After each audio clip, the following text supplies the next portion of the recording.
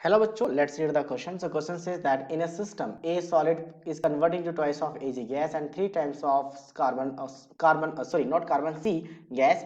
If the concentration of C at the equilibrium is increased by factor of 2, what will be the cause equilibrium constant of B, equilibrium concentration of B changes to?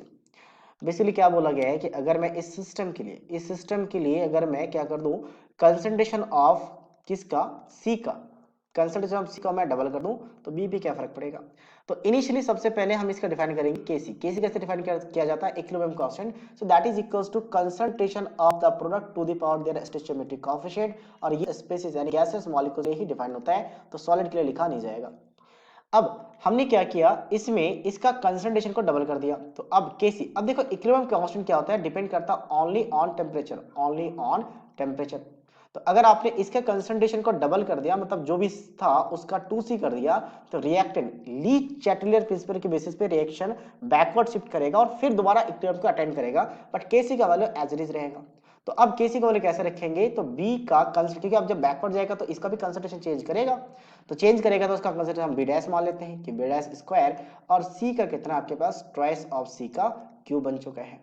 ठीक है, तो अब यहां से दोनों को divide कर लेते हैं, केसी इक्वल है तो दोनों डिवाइड हो गए, तो यहाँ पे 1 बन जाएगा। सेकेंड को फर्स्ट से डिवाइड करते हैं, तो यहाँ पे क्या बनेगा आपका बी डैश स्क्वायर, और ये ट्वाइस मतलब 8, 2 का क्यूब मतलब 8 हो जाएगा, तो ये कितना बन गया आपका 8 मल्टीप्लाई सी का क्यूब। अब डिवाइड कर रहे हैं किससे, इससे, तो ये हो जाएगा बी स्क्वायर और साथ में आपका सी का क्यूब।